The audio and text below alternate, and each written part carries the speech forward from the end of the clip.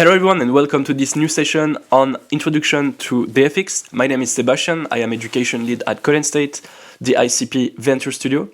Today I will introduce you to the DFX tool, which is an extremely important tool if you want to build on the internet computer.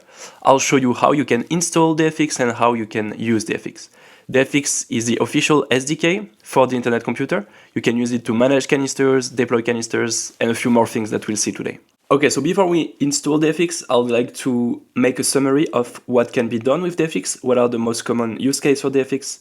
So the most common one is probably going to be deploying canisters. You can use DFX to deploy canisters, whether it's locally or on the internet computer. DFX can be used to manage your identity. So you will have a developer identity with a private key stored on your machine.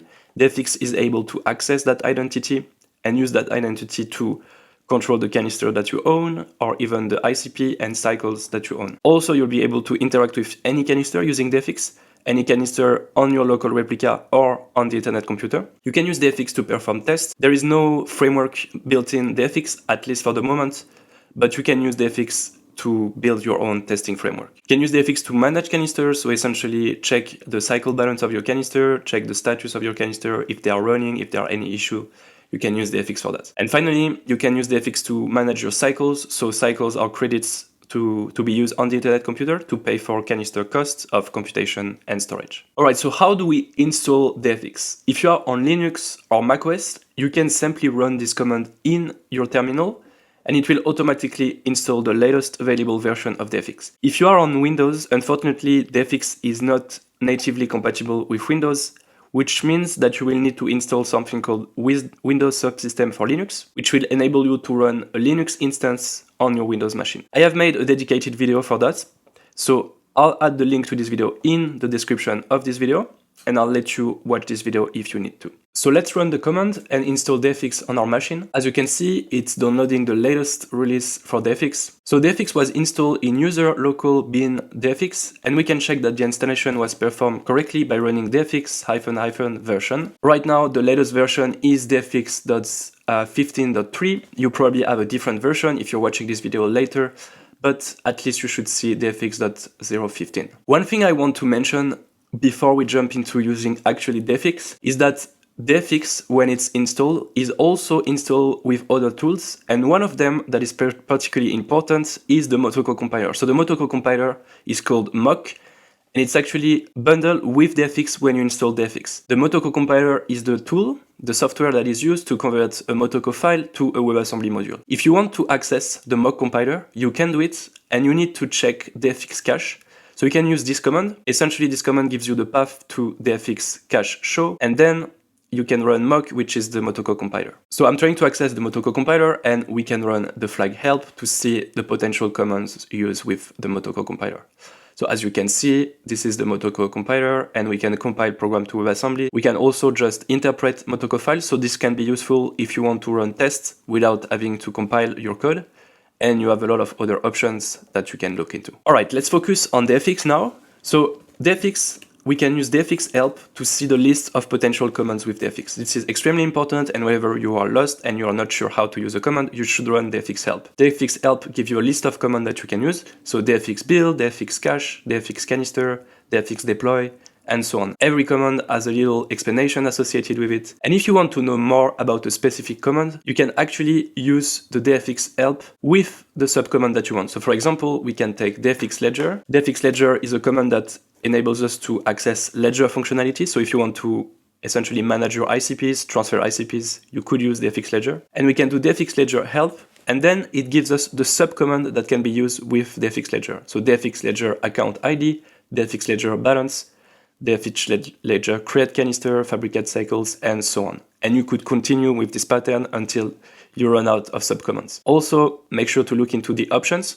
So the options would be the flag that we can add. We have the flag that can choose the network. So we can choose if we do the command for a local version of the IC or for the real internet computer. And we have a few other commands like log, log file, and identity. If you want to create a new identity, you can do it using DFX identity new and the name of the identity that you want to create. By default, DFX is automatically going to ask you for a password, this password will be used to encrypt the private key corresponding to this identity. If you do this, every time you want to use this identity, you will have to input the password. If you don't want to encrypt the private key, and you want to have an identity that you can easily use, you can use this flag called storage mode plaintext. I don't recommend to use it if you are planning to deploy canisters on the mainnet and store important data and many cycles or ICP. What I recommend is to have one test identity that is not encrypted and one real identity that you encrypt. Once you run your command, you should see this seed phrase. The seed phrase is important to keep in case you lose your computer or you destroy the private key. Now, if you want to destroy an identity, you can do DFX identity remove and the name of the identity that you want.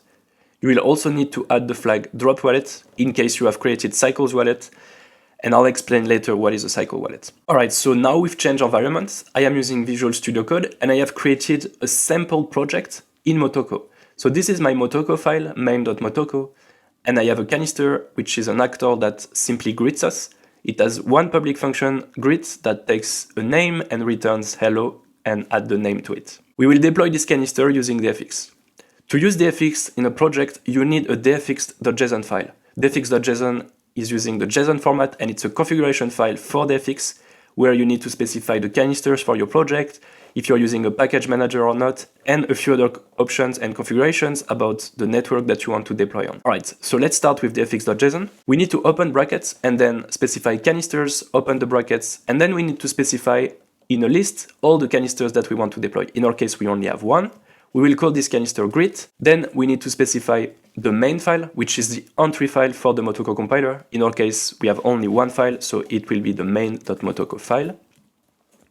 And we need to specify the type of this canister, and this canister will be of type Motoko. That's it.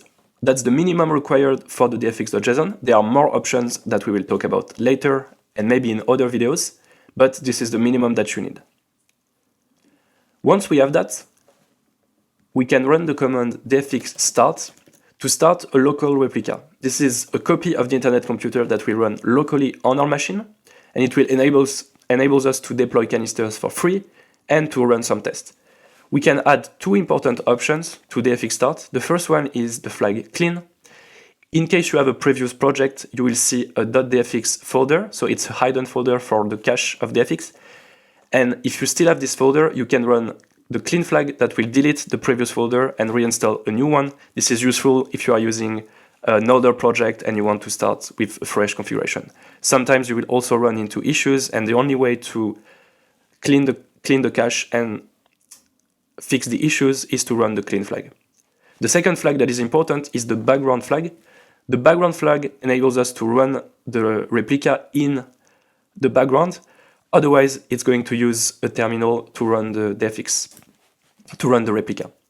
For today, we will only use dfx start clean because I want to have the terminal and I want to show you that it's actually running. As you can see, we have this .dfx folder that was created. This is going to store configuration files and other files for the replica to run. Now we have a dashboard, so we can take a look at the dashboard. The dashboard shows us some information about the current replica of the internet computer that we are running. So the version is 0.8. Right now, we don't have any compute allocation and we don't have any canisters deployed, so this is empty. But as soon as we will deploy canisters, we will see them appearing here. Now that we have our replica running, if we want to run other commands, we need to open a new terminal. So we will always keep this running and then we will run our command in another tab. To deploy a canister, we can simply run dfx deploy and the name of the canister, in our case, greet. We can add a few flags. The first one that we could add is the network. We could choose to deploy on the IC, and that's how we would deploy on the internet computer.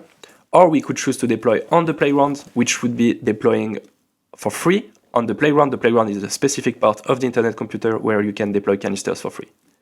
Today we want to deploy not on the internet computer and not on the playground. We want to deploy locally, and for that we don't need any flag. As you can see, it's creating a wallet canister. So a wallet canister is meant to hold cycles for us. Those cycles will be used to fill the canisters that we need to deploy. Once the wallet has been created, your greet canister will be created. As you can see, an ID is selected for you automatically. Then it's building the code and installing the code inside the canister. After that, it's creating an interface, so the Candid UI for this canister. which will enable you to have a visual interface to interact with your canister. After that, it's installing the code and the canister is deployed.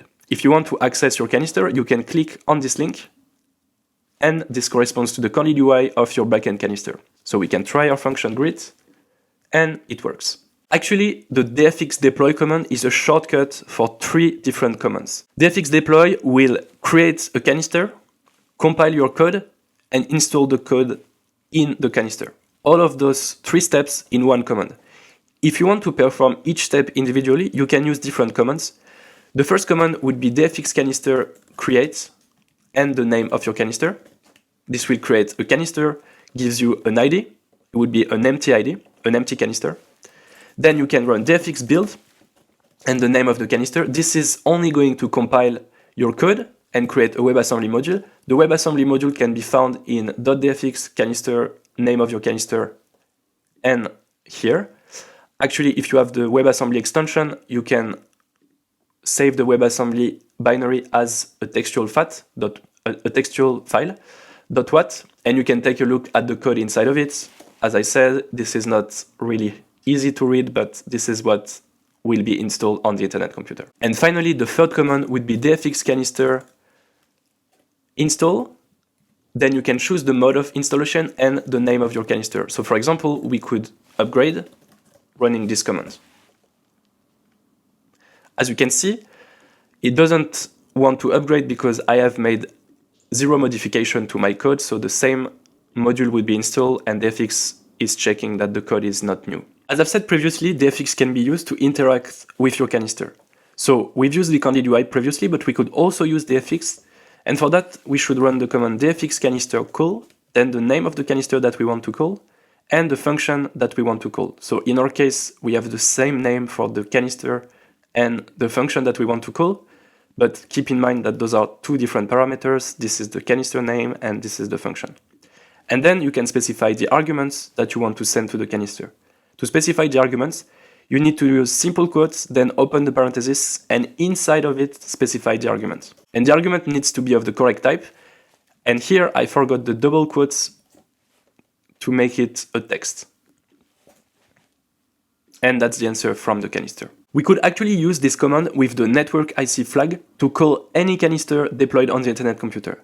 Here, I'm trying to call this canister. This is the canister ID of the ICP ledger canister. The ICP ledger canister is the canister that stores information for the ICP token. And this canister has a public method called ICRC1 name that returns the name of the token in this canister. Of course, the name should be ICP. And that's what we can see, internet computer. We can also use the DFX canister info command to receive information about the canister. This time we don't need to specify any function, we just need the canister ID. This will return important information about this canister. Essentially, this is the controller of this canister. So a controller is able to upgrade a canister.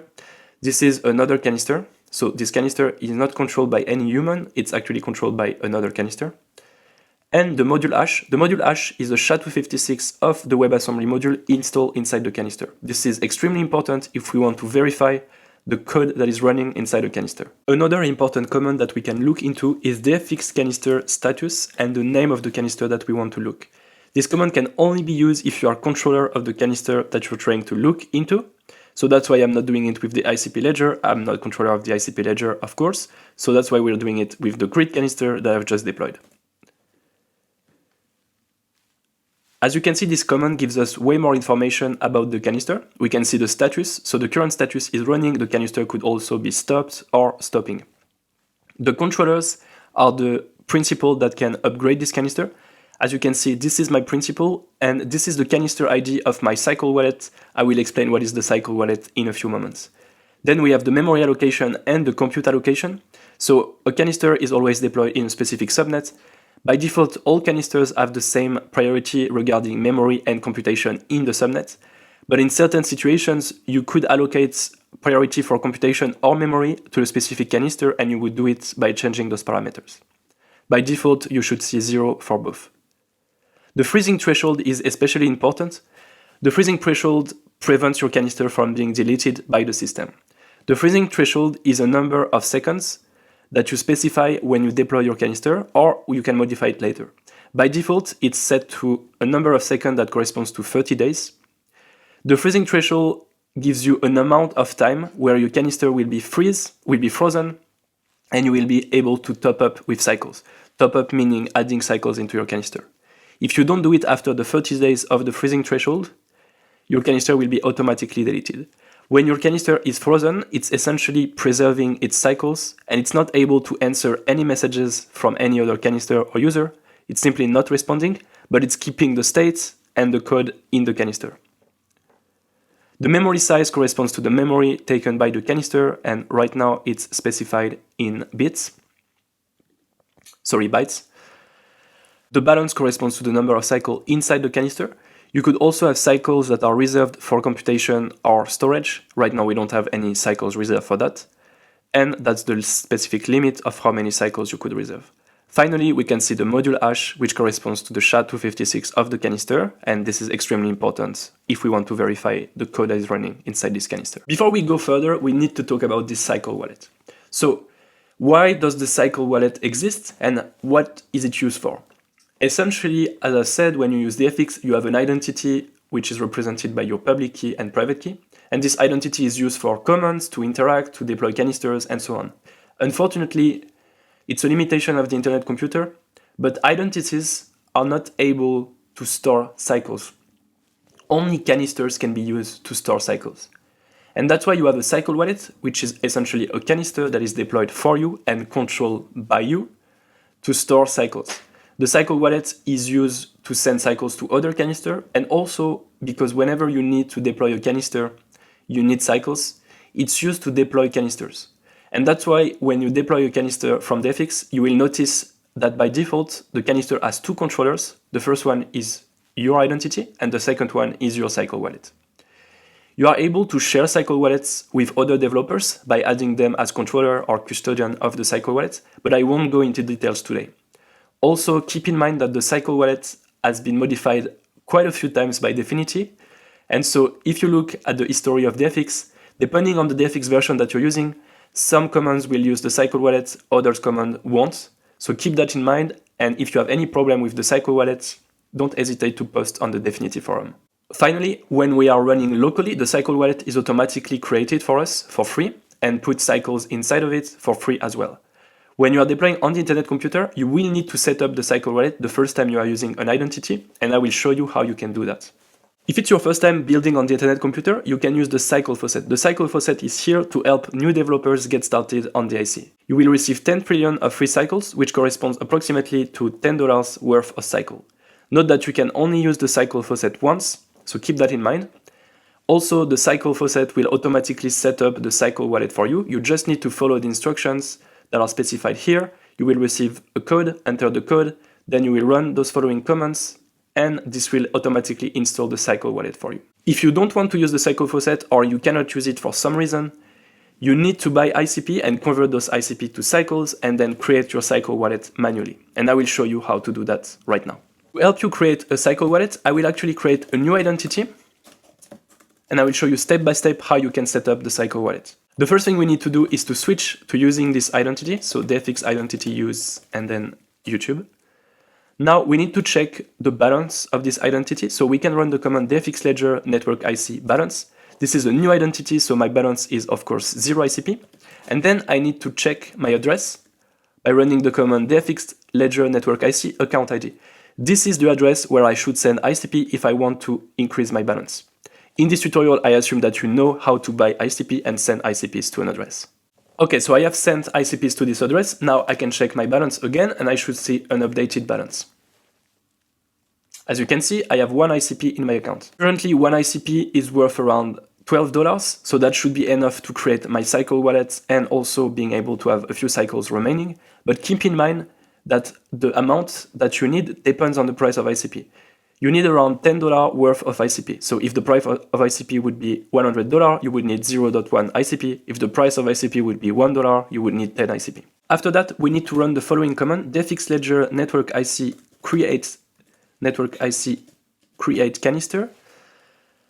Then you need to specify your principal, so you can use this command. This command will call this command first and return your principal, or you could just copy paste your principal here. And then you need to specify the amount of ICP that you want to use. I will use 0.5. You need to make sure you have enough.